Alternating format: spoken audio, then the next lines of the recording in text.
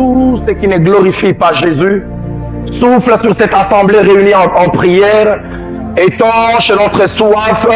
Amène-nous des temps de rafraîchissement.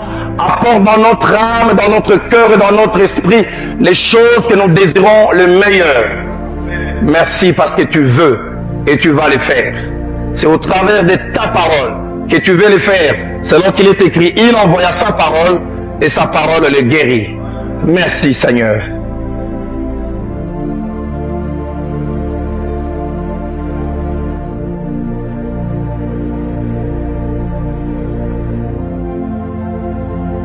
De la médiocrité à l'excellence.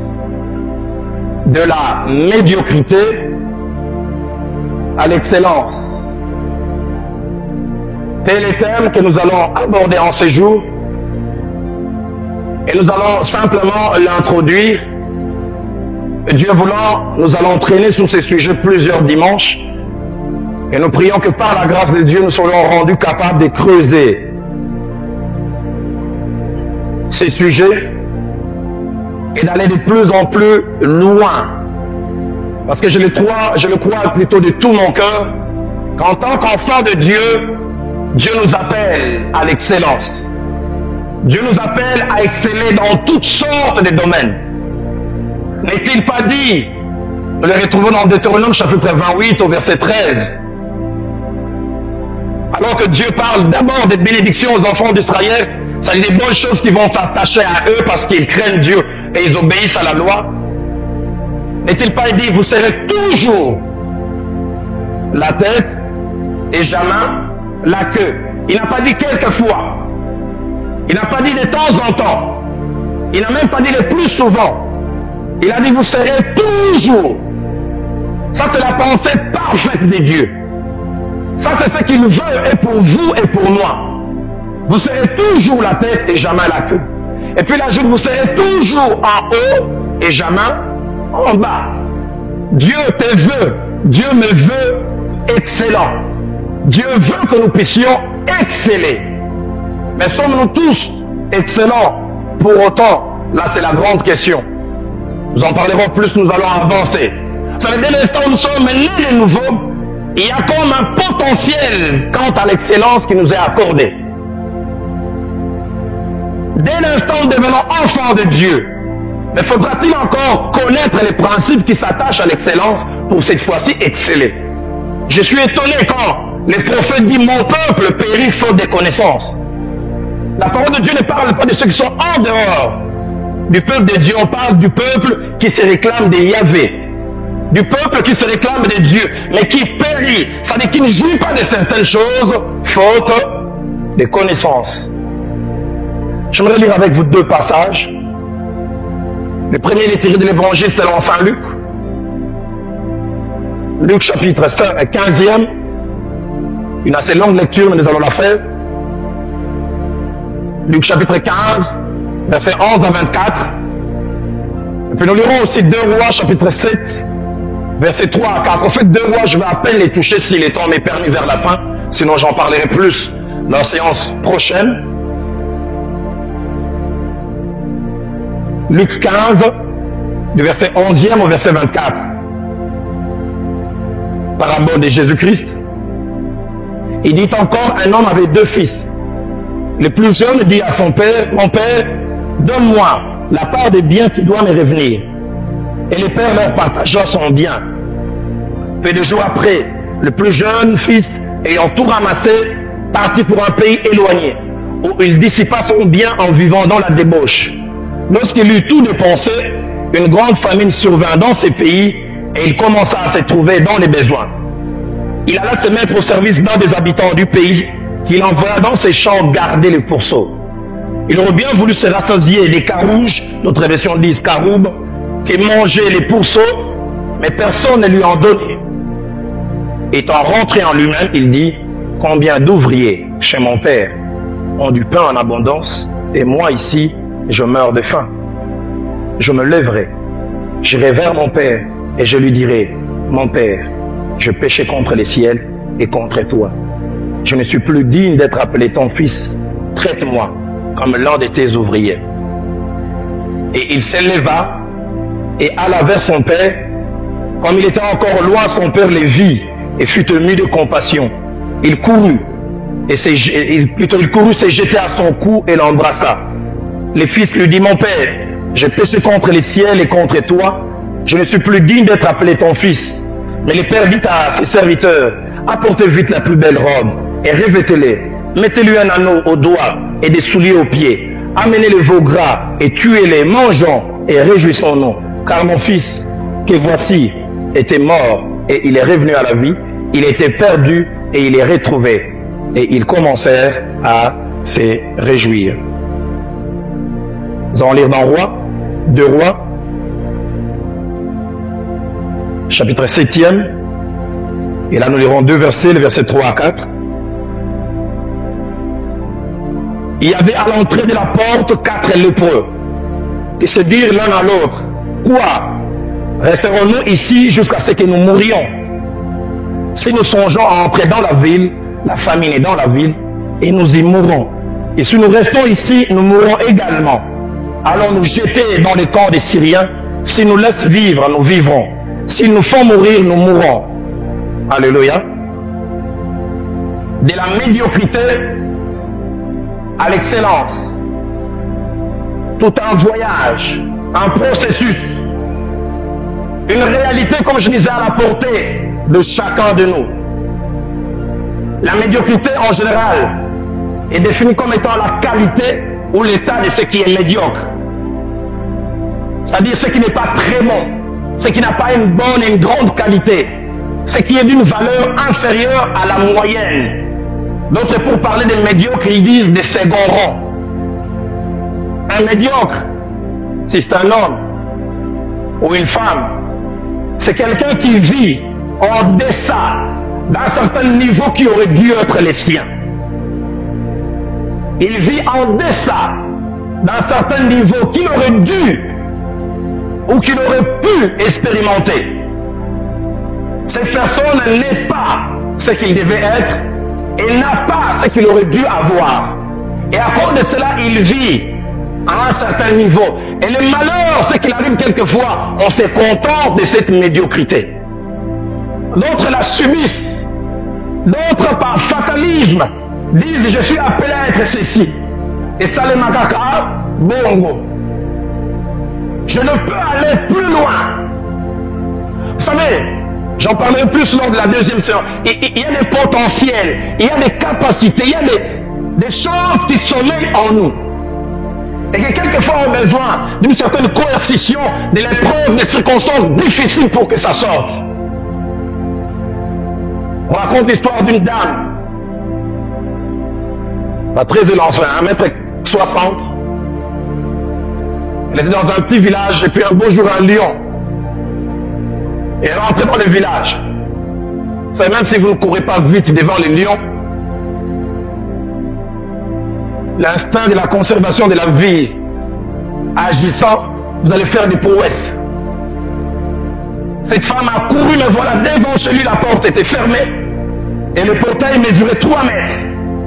Elle s'est dit, que vais-je faire? Le temps de réfléchir, elle est arrivée. Elle s'est rendue seulement compte qu'elle a franchi le portail d'un bond quand elle s'est retrouvée de l'autre côté. Et elle regardait, mais comment ai-je pu faire? Ce potentiel était là, dormant. Mais il a fallu les lions.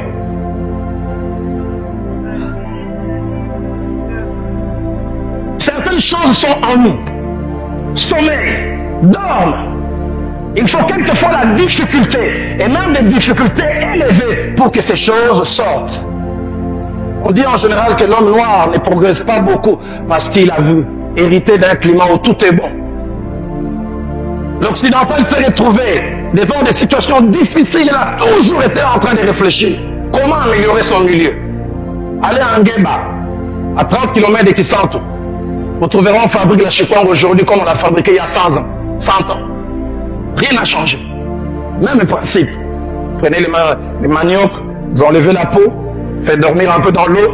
Quelques jours après, vous venez vous marcher dessus. La même chose on faisait il y a 100 ans. Et on fait la même chose aujourd'hui. Alors que pourquoi quelqu'un disait Dieu merci pour l'homme blanc. Sans l'homme blanc, on communiquera aujourd'hui encore avec les locaux. Koto. Les pasteurs Vernon à Texas, Tokototo.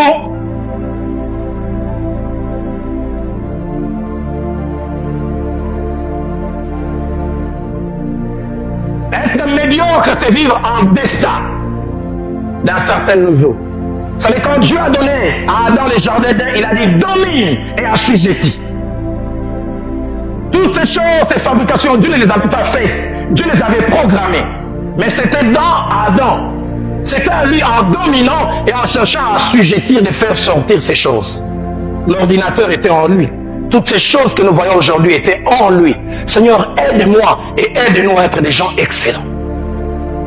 Excellents dans quelques domaines. J'aime souvent dire, si j'étais un balayeur des rues, je balayerais les rues de telle sorte qu'après ma mort, que l'on dise, ici repose le corps d'un homme qui balayait les rues comme jamais homme n'a balayé les rues avant lui. Excellent dans ma manière de balayer les rues. Si vous êtes cireur des chaussures, cirez les chaussures avec excellence. Cherchez à exceller dans tous les domaines. Comptable, exceller. Juriste, exceller. Médecin, exceller. Et Dieu veut que l'Église soit la source de l'excellence. Et je disais, les médiocres, ils vivent en deçà.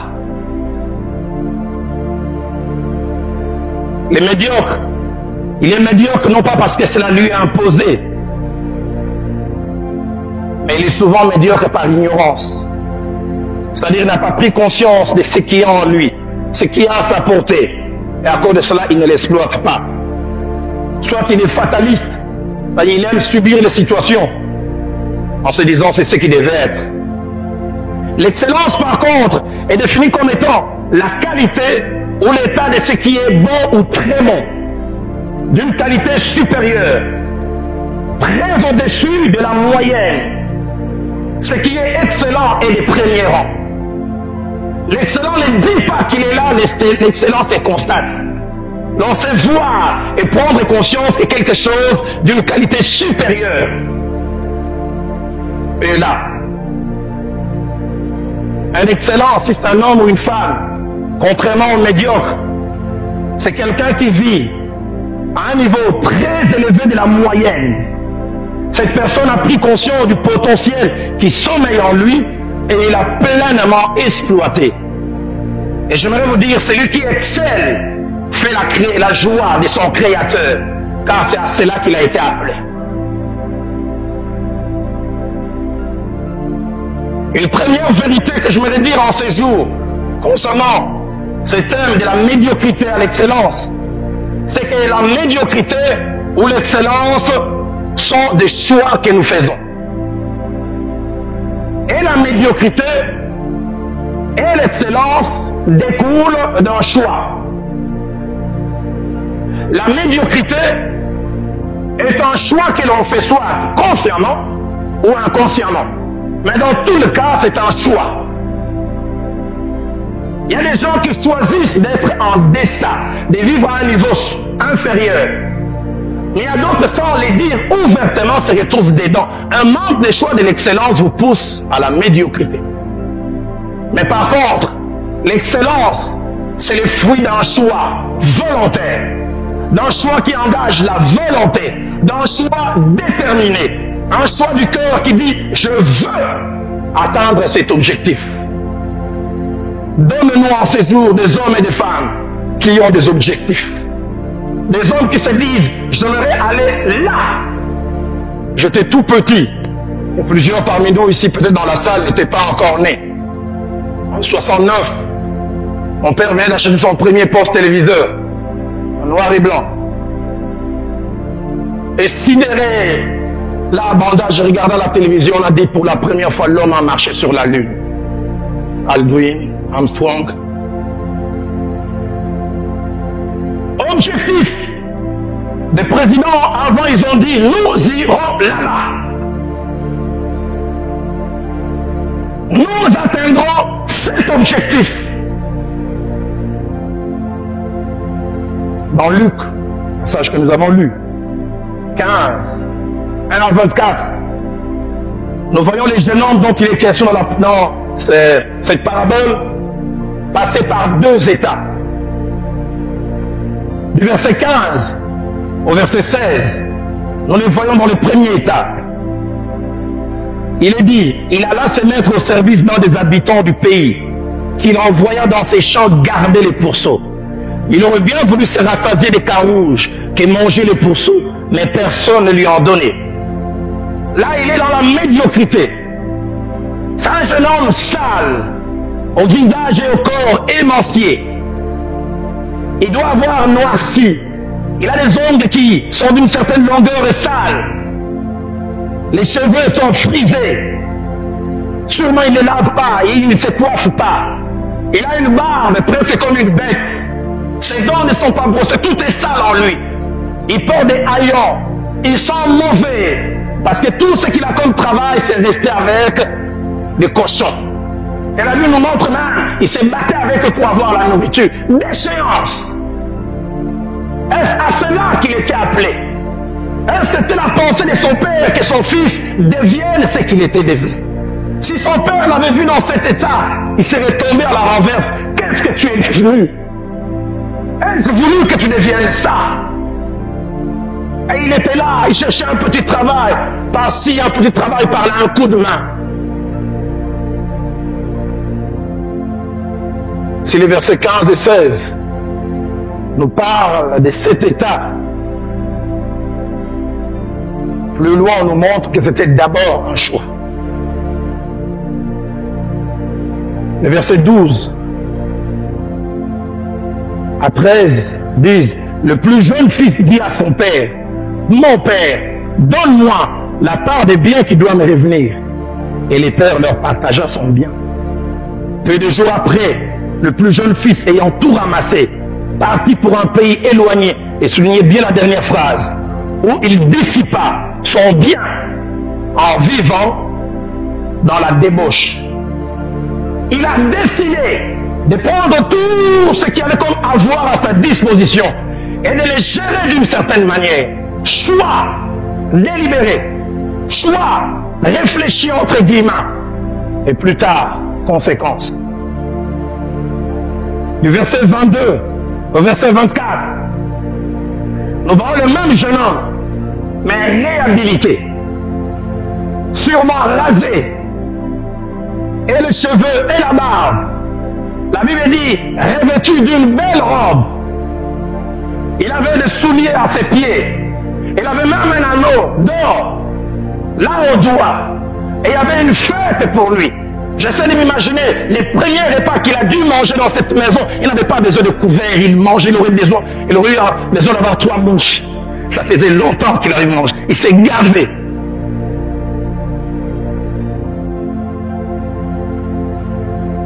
Premier tableau, déchéance ou médiocrité. Deuxième tableau, réhabilité et dans l'excellence. Mais chaque fois, pour qu'il passe dans un état comme dans l'autre, il y a un choix. Un choix, c'est une décision. C'est un engagement de faire quelque chose de préférence à une autre. Là où il y a choix, c'est qu'il y a au départ plus qu'une possibilité. C'est qu'il y en a en général plusieurs, au moins 2. Et l'on préfère un à l'autre ou aux autres. Quand on parle de choix, je disais, l'on suppose qu'il y a plusieurs options. Quelqu'un qui choisit est supposé avoir au préalable réfléchi, peser le pour et le contre, essayer de s'imaginer les conséquences de son acte. Il est supposé avoir au préalable analysé, selon les éléments de sa possession, où est-ce que l'acte que je vais poser va m'amener. Le plus jeune dit à son père, donne-moi la part du bien qui doit me revenir. Plusieurs jours s'écoulèrent, le jeune homme ayant tout ramassé, partit pour un pays éloigné où il dissipa son bien en vivant dans la débauche. Ce qu'il devint plus tard était la conséquence de ses choix, de cet engagement, de cette décision. Je veux m'amuser. Je veux goûter aux délices de la vie. Il a pris l'argent, il a dit, je veux faire ces choses. Il n'avait pas directement choisi, de devenir cet homme qui s'est disputé la nourriture avec les cochons. Mais par le choix qu'il avait fait au départ, indirectement, il avait choisi ce qui allait venir. Il y a des choix que nous faisons de manière indirecte. Indirectement, il a choisi la déchéance qui est arrivée en choisissant de faire ce qu'il a décidé de faire au départ. Hommes, femmes, jeunes gens, filles et garçons, j'aimerais que nous le sachions aujourd'hui. Nos actes prêtent à conséquence. Quelqu'un a dit, nos choix et nos décisions gouvernent toute notre vie. Nos choix et nos décisions gouvernent notre vie.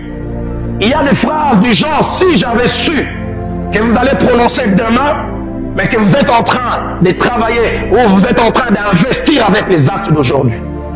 Il y a des larmes, des gamins que vous pouvez éviter par des choix judicieux aujourd'hui. Le frère a parlé du sida aujourd'hui. En 95, une jeune fille de l'église m'a amené un bouquin. 2 ou 3 mois avant, j'avais eu à suivre une émission sur CFI, Téléthon. Et ce livre était intitulé « On n'est pas sérieuse quand on a 17 ans ». C'est une jeune fille qui l'avait écrit. Elle essayait de rappeler comment. Elle était internée dans un centre hospitalier. Elle a fait la connaissance d'un autre jeune homme du même âge qu'elle. Elle n'était jamais allée avec un homme. On lui avait tellement parlé de ces choses. Les séries télévisées l'ont tellement conditionné. Vous savez, les jeunes, c'est ça. Ils suivent les choses à la télé. Toutes ces séries. Au départ, c'est l'imagination. C'est quoi exactement?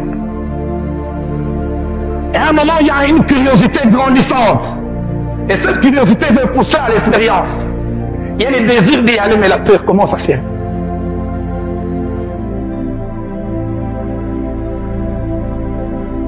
Et puis à un moment, la curiosité est tellement forte que l'on brise la glace. Qu'advienne qui pourra, je veux essayer. Des fois, la prise de cette décision dure 5 minutes, 10, 1 heure, mais les conséquences sont tragiques. Elle a dit, ce jeune homme, il était beau. Ils sont allés ensemble une seule fois. La semaine d'après, le jeune homme a quitté cet hôpital. Elle a essayé de rentrer en contact, pas moyen. Jusqu'à ce que l'un des personnels soignants vienne un jour et dit, mais je te vois souvent avec ces jeunes hommes. C'est un secret médical, je n'ai pas le droit de te le dire. Mais est-ce qu'il t'avait dit que...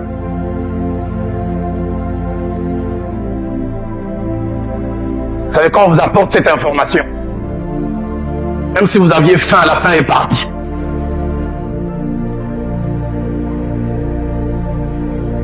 Désormais, tout est conditionné par cela. Vous avez un peu quelques mots ici, vous allez aux toilettes 2 ou 3, vous dites peut-être ça comment... Des fièvres qui ne partent pas, peut-être que... J'oublierai jamais cette jeune fille qui est venue dans mon bureau. Dit, pasteur, voilà l'homme avec lequel je suis sorti. Je dis, va passer les tests. J'ai la foi que Dieu m'a guéri. Ah! Et cette jeune fille, elle est allée passer les tests quelques temps après. Séropositif. Une seule fois.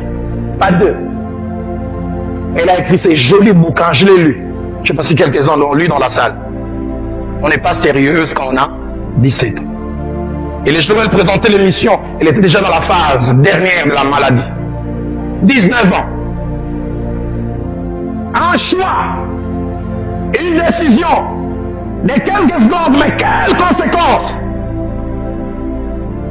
Que les hommes qui laisseront leurs enfants, qui auraient dû percer dans la vie, réussir à aller à l'université, devenir de grandes personnalités, mais parce que vous n'avez pas su vous contenter de ce qu'il y a à la maison, vous souffrez des torticolis, vous ne laissez jamais passer quelqu'un du sexe opposé. À cause de cela, vos enfants demain seront orphelins. Ils chercheront à avoir le Minerval pour payer, mais celui qui devait payer n'est pas là, parce qu'il a été irresponsable. Il n'a pas su se contenir. On les retrouvera à la rue. Et on dira, phénomène Chegue, il faut les arrêter, ces jeunes gens. Ils sont mauvais pour la société. Moi, je pense qu'il y a des cadavres qu'il faut exhumer et chicoter.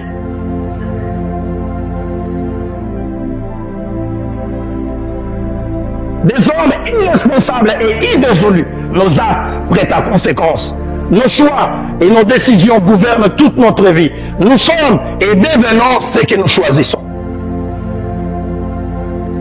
Et toujours par rapport au choix, les temps et les grands juges, et même la meilleure des jauges pour nous montrer la justesse de nos choix. Les temps. Vous pouvez décider de faire quelque chose. Vous pouvez décider d'aller dans un sens, mais le temps est toujours le meilleur juge. Pour vous dire finalement, est-ce que vous avez bien choisi ou non? Je n'oublierai jamais cette jeune fille de notre église. Dis, marie-toi à un chrétien, quelqu'un qui professe la même foi que toi. J'ai la foi, il va se convertir. Les jeunes filles ont découvert une autre méthode d'évangélisation. Écoute, moi je t'aime, mais depuis maintenant tu pries pour toi.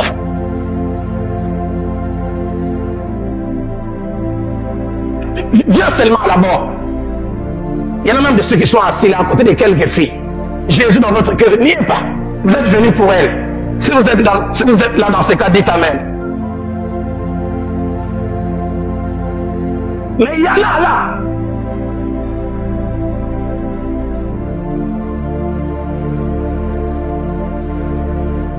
L'évangile ne connaît pas la Bible, il n'en veut même pas. C'est une chèvre qui l'en tire parce qu'il aime, il est assis là. Il a même la Bible qui pèse entre ses mains.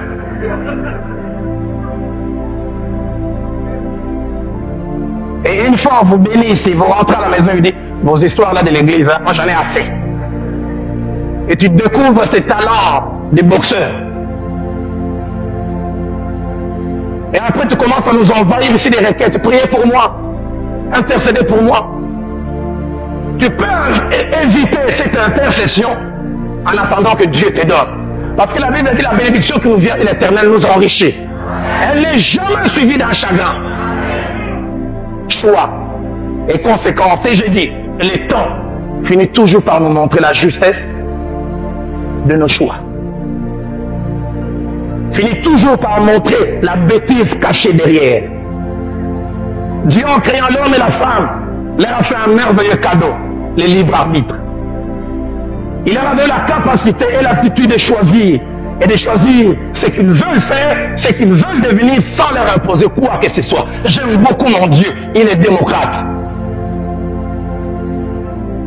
Dans Genèse chapitre 2, au verset 15 à 17, la Bible dit, l'Éternel Dieu prit l'homme et la femme, prit plutôt l'homme et les plaça dans les jardins d'Éden pour les cultiver et pour les garder. Dieu donna cet ordre à l'homme, tu mangeras de tous les arbres du jardin, mais tu ne mangeras pas de l'arbre de la connaissance du bien et du mal. Car les jours où tu en mangeras, tu mourras certainement. Dieu a mis deux choix. Il aurait dû imposer à l'homme seulement une seule ligne de conduite. Mais il a placé cet arbre. Il dit, je te fais cadeau de quelque chose, libre arbitre.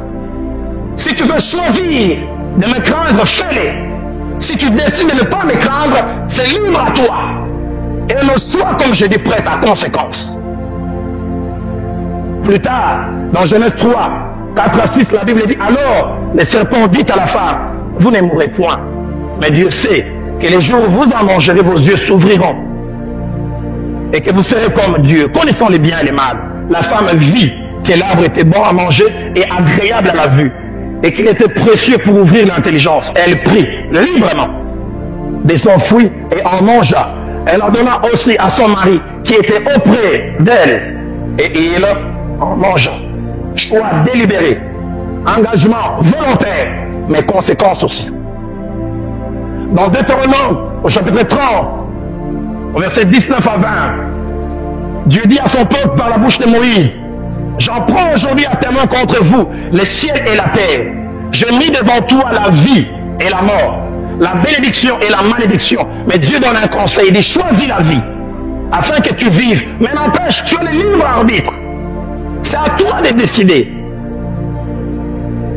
Choisis la vie, afin que tu vives, toi et ta postérité, pour aimer l'Éternel ton Dieu, pour obéir à sa voix, et pour t'attacher à lui, et écouter ce qui est ajouté. Car de cela dépend ta vie. Soulignez bien cela. Car de cela dépend ta vie et la prolongation de tes jours C'est ainsi que tu pourras demeurer dans le pays que l'Éternel a juré de donner à tes pères, Abraham, Isaac et Jacob. Les jeunes hommes, en choisissant pour la débauche et la luxure, ne savaient pas qu'il avait fait un autre choix indirect que je mentionnais tout à l'heure. La déchéance, la honte, sa propre perte, bref, la médiocrité. Il y a quelques semaines en arrière, le pasteur nous avait longuement parlé de Jonas. Jonas qui s'est retrouvé d'abord là dans les eaux, battu par les tempêtes, la tempête, plus tard dans le ventre d'un gros poisson. Mais toutes ces choses n'étaient que la conséquence des actes qu'il avait posés en main.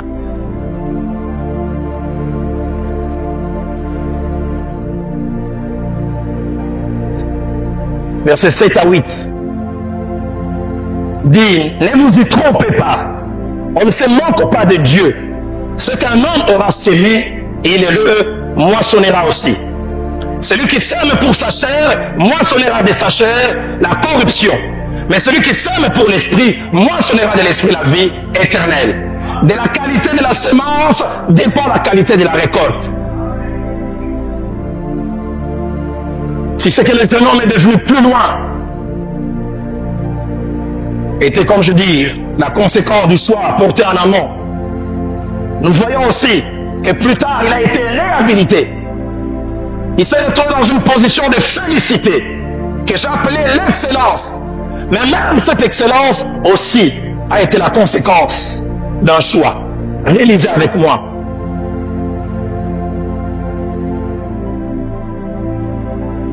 Le verset 17.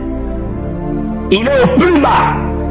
La Bible dit, étant rentré en lui-même, il dit, combien d'ouvriers chez mon père ont du pain en abondance? Et moi, ici, je meurs de faim. Je me lèverai.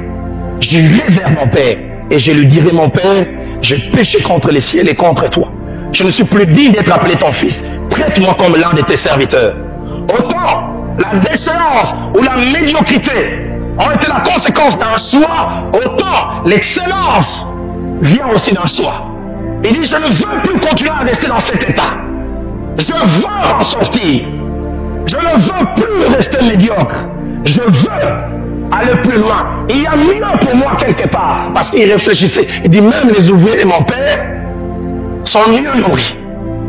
Comment dois-je rester ici? Peut-être que j'ai fait un mauvais choix, que j'assume, mais je ne peux rester ici. Réhabilitation plus tard. Choix indirect aussi.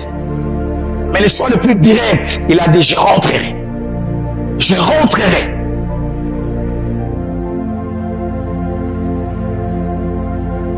Et cette décision de rentrer, c'était une option aussi parmi tant d'autres. Il avait la possibilité de mourir là de culpabilité, de honte et de gêne. En se disant, oulala, là, là, là, qu'est-ce qu'ils diront si je rentre? Je préfère rester ici, mourir, que d'aller encore voir mon père en face. Je m'imagine déjà ce qu'il va me dire. Irresponsable. Où est-ce que nous en sommes? Les jours où tu partais, qu'est-ce que je t'avais dit? Il a dit qu'importe ce qu'il va dire. Il avait aussi cette possibilité. Il avait même la possibilité de se suicider. Se faire harakir. Pour ne pas rencontrer la honte et les gênes. Moi, je prends quelque chose, que je meurs. Mais il a choisi le plus difficile. Et c'est ce plus difficile qu'il a remis en selle, qu'il a placé dans la position que j'ai appelée l'excellence. Je me lèverai, j'irai vers mon Père, et je lui dirai, mon Père, je péchais contre les ciels et contre toi. Là, c'était l'intention. Là, c'était une décision bien réfléchie. Il savait ce qu'il devait faire. Mais je voudrais vous dire en ces jours, il ne suffit pas de savoir ce que l'on doit faire. Il faut aussi finalement faire ce que l'on a décidé de faire. Beaucoup se limitent à savoir ce qu'il doit faire. Je n'oublierai jamais cette jeune fille qui est venue nous voir, prise de quelque part par un homme qui l'a entretenu, l'a pris de son célibat natal, l'a fait monter à un certain piédestal de la société, véhicule, voyage en Europe, mais était alien bureau. L'évangile a touché son cœur. Plus d'une fois, il est venu ici au culte, elle a pleuré, dit, je laisse. Mais laissez le milliard. C'est pas facile. Un jour, il est venu me dire à Lingala, pasteur,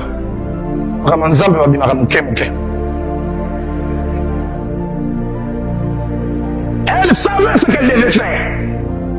Mais c'était très dur. Parce qu'il y avait à perdre. Je vous appelle, c'est en ces jours, s'il y a à perdre, perdez avec les seigneurs. La Bible dit, mieux vaut peu avec la paix que beaucoup sans la paix.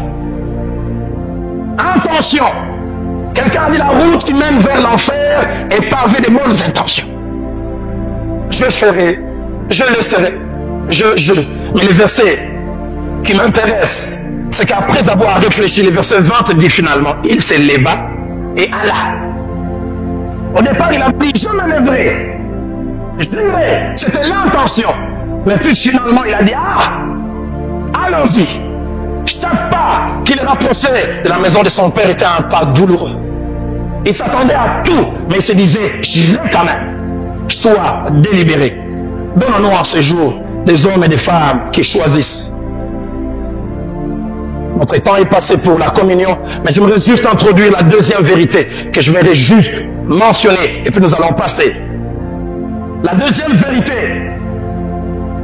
hormis le choix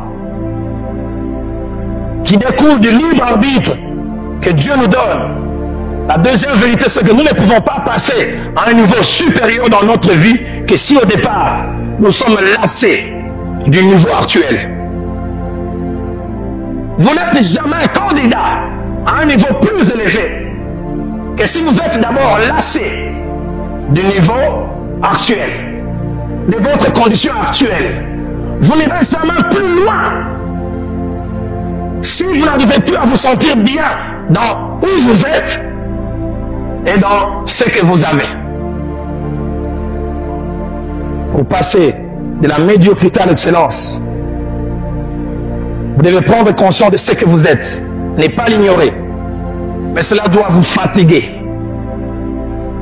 Vous ne devez ne plus supporter cet état des choses. C'est un homme, à un moment, il a supporté son état de déchéance. Il s'est battu avec le pourceau. Mais il a atteint un point de non-retour. Où il a dit, non, trop c'est trop. J'ai mangé les carouges, mais j'en ai assez. Pour passer à un niveau supérieur, il faut d'abord ressentir la lassitude de là où vous êtes. Et cela dans tous les domaines, même sur le plan spirituel. Seigneur, j'en ai assez de prêcher comme je prêche. J'en ai assez dans l'exercice des dons spirituels de faire les mêmes choses. J'en ai assez, j'aimerais aller plus loin, car il y a mieux. Si vous n'êtes pas encore fatigué du niveau où vous vous trouvez, vous n'êtes pas candidat pour un niveau supérieur.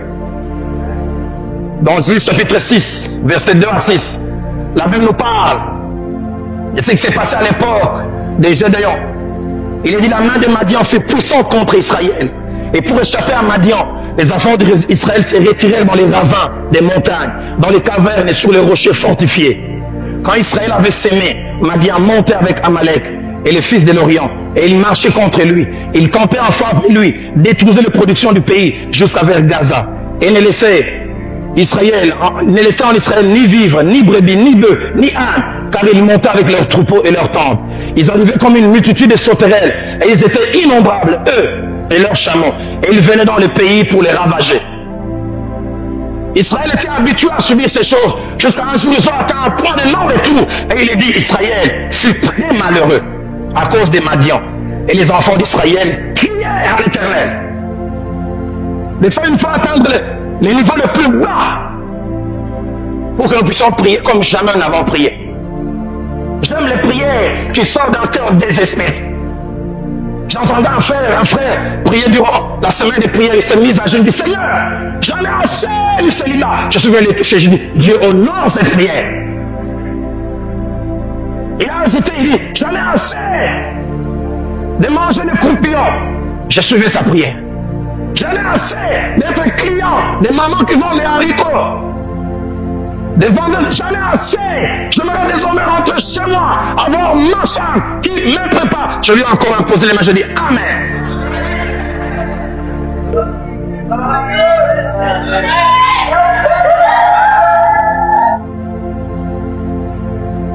Donne-moi en ces jours, Seigneur, quelqu'un qui est fatigué de quelque chose. Donne-moi en ces jours quelqu'un qui va aller plus loin. Quelqu'un qui Il dit, j'en ai assez de cette condition. Ça va changer votre façon de prier. Anne en avait assez de la stérilité. Elle a prié comme jamais elle a prié. Le prophète veut dire, oh, elle est ivre. Elle en avait assez. Il dit, c'est l'excès de ma douleur qui me fait parler. Vous ne quitterez jamais les célibats si vous n'atteignez pas les bas-fonds. J'aime dire à ses frères, si tu ne fais rien, on bénira ton mariage le même jour que Joël Kabanda ici.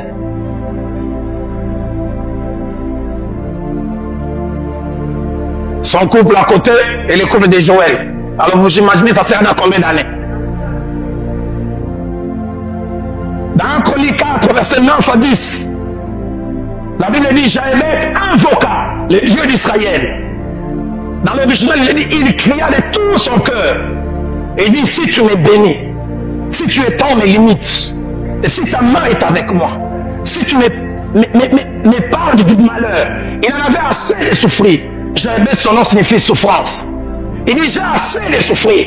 Il dit, étends mes limites, je vais aller plus loin. Et ma Bible à moi dit, Dieu accorda ce qu'il avait demandé. Et le deuxième passage que nous avons lu, les 2 Rois, chapitre 7, versets 3 à 4. Là, nous voyons 3 lépreux, fatigués de leurs conditions. Ils avaient 2 problèmes. Ils habitaient un pays sous la famine. Samarie, il n'y avait pas à manger en Samarie. Et si vous lisez cette histoire au chapitre 6, on dit que la famine était tellement grande que les mères de famille commençaient à manger les enfants à tour de rôle. Bon, aujourd'hui, on va manger Guélor. Si la chaîne de Guélor va jusqu'à lundi soir, mardi, on va préparer Jean Willy. C'est ce que la Bible dit. L'une avait donné son enfant et quelqu'un a dit, si on commençait à manger les enfants, c'est que les chats et les chiens avaient déjà disparu. Ils étaient déjà tous consommés. Famine dans le pays. Et de 2, les lépreux qui vivaient de la miséricorde ou de la bonne volonté de ceux qui étaient dans la ville. Parce que c'est dans la maison où ceux qui étaient dans la ville avaient qui pouvaient venir jeter au port. Parce que les lépreux, ils étaient bannis. 1, famine, mais 2, ils étaient lépreux. Pas possibilité d'entrer dans la ville. Ils sont restés là. Ils ont regardé les poubelles, il n'y avait plus rien. De temps en temps, on jetait quelque chose, mais puis il n'y avait plus rien. Et ils ont dit une chose. Comment resterions-nous ici à mourir? Dans tout le cas, nous allons mourir. Faisons quelque chose. Fatigués de leurs conditions. Et ils ont passé 2-3 jours sans manger. Les ventres tournés, ils ont dit non, il faut faire quelque chose. L'un des si on essaie de rentrer dans la ville, on va nous lapider. Si on va chez les autres, on va nous lapider. Dans tout le cas, même en restant ici, aussi on va mourir. Mais mourons en essayant de faire quelque chose. La suite, nous connaîtrons la séance prochaine. Quand ils sont partis. Ils sont passés de la médiocrité des mendiants aux héros de toute une vie. Parce qu'à un moment, ils en avaient assez de leurs conditions. Je nous invite à baisser nos têtes dans la prière. Et je nous prie même de nous lever, nous tous. J'aimerais qu'en ces jours, des prières s'élèvent en cet endroit. Des hommes, des femmes, des jeunes gens, filles et garçons, qui sont lassés de certaines choses. Qu'ils veulent aller plus loin. Je suis fatigué d'être esclave du péché. Je suis fatigué de tomber dans les mêmes travers. Je suis fatigué de venir confesser les mêmes péchés. J'aimerais aller plus loin. Je suis fatigué de ma marche spirituelle. Je suis fatigué de vivre seul.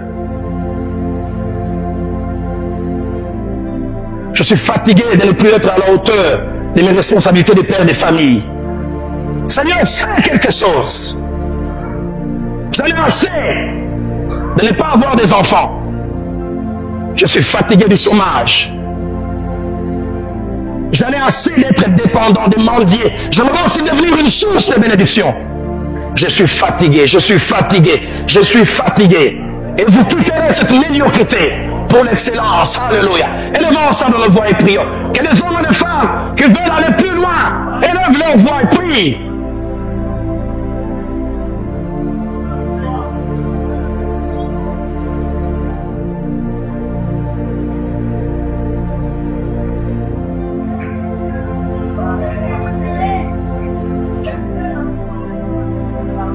C'est